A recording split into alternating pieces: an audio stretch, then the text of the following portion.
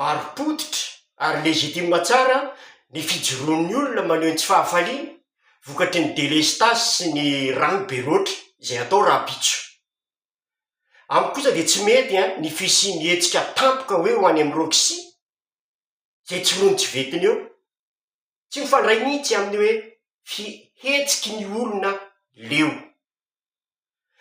Eto de miompi-kevitra amin'ny andriamatoa jeneraly Ramakavelo izay milaza fa tokony hijoro ny miaramila sy ny pôlisy mba hanao ho mpanelanelana mba tsy hisian'ny fifandonana.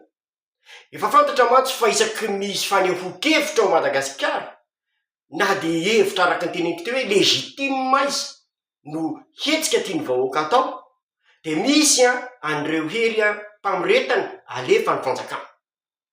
Koa zay de manampy an'izay miantso ny miaramila sy ny pôlisy izay mba hiaro ny fahafahan'ny olona maneho ny heviny satria zoany izany, tsy faly izy, aleo izy hiteny. Ka ny miaramila sy ny pôlisy aloha hatreto no tena andrandray ny olona ary azon'ny olona atokisany.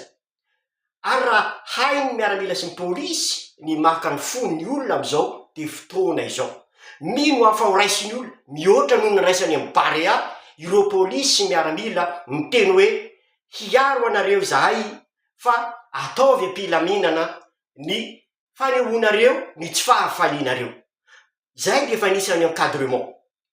Miantso koa andreo miaramila sy pôlisy mba hiaro mba tsy hisian'ny fioaram-pefy, fanapotehana entana na fananam-bahoaka, indrindraindrindra maro ireo menace nazon'ny olona hoe hodoroana sy vono mba deny zao de ho fehezina amin'ny alalan'ny fametrahana azy amin'ny toerana iray.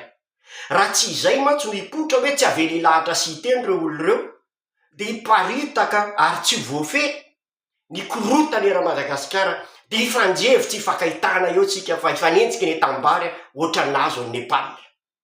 Koa miantso ny fahendren'ny miaramila sy pôlisy fa zao ny fotoana hijoroanareo ho an-tanindrazana.